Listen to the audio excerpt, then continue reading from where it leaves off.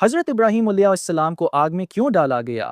हैरान कुन हकीकत। आज हम कुरान मजीद के एक अजीम वाक़ये का जिक्र करेंगे कि हज़रत इब्राहीम अलैहिस्सलाम को आग में क्यों डाला गया।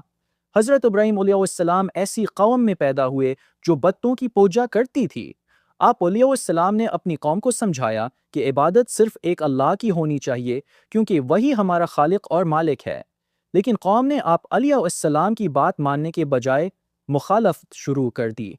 एक दिन जब लोग अपने त्यौहार के लिए शहर से बाहर गए, हज़रत इब्राहीम अलैहिस्सलाम बत खाने में गए और तमाम छोटे बत तोड़ दिए, जबकि सबसे बड़े बत के कुंधे पर कल्हाड़ी रख दी।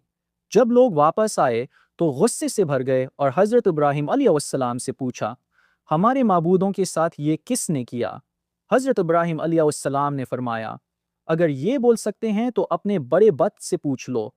कौम समझ गई कि बत न बोल सकते हैं, न अपनी हिफाजत कर सकते हैं, लेकिन फिर भी उन्होंने हक कबूल न किया। आखिरकार जालिम बादशाह नमरूद और उसकी कौम ने फैसला किया कि हज़रत इब्राहीम अलैहिस्सलाम को जिंदा आग में डाल दिया जाए।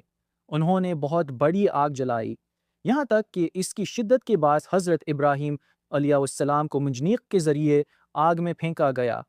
लेकिन फिर अल्लाह ताली ने अपनी कुदरत का ऐसा मौजज़ा दिखाया जो क़यामत तक ईमान वालों के लिए निशानी है। अल्लाह ताली ने फरमाया, या नारुकूनी बर्दन व सलामन अला इब्राहीम तर्जुमा, ऐ आग इब्राहिम पर ठंडी और सलामती वाली हो जा। सूरह अल-अंबिया 69। अल्लाह के हुक्म से वही आग हज़रत इब्राहिम अलैहिस्सलाम के लिए राहत बन गई और आप अलैहिस्सलाम बिल्कुल महफूज रहे। इस वाक़ये से हमें ये सबक मिलता है, हमेशा अल्लाह पर कामिल भरोसा रखें, हक बात कहने से ना डरें।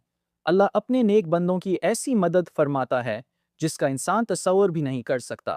अगर आपको ये वाक़या पसंद आया तो वीडियो को लाइक करें, अपने दोस्तों के साथ शेयर करें और हमारे चैनल हाफिज़ आरिफ को ज़रूर सब्सक्राइब करें।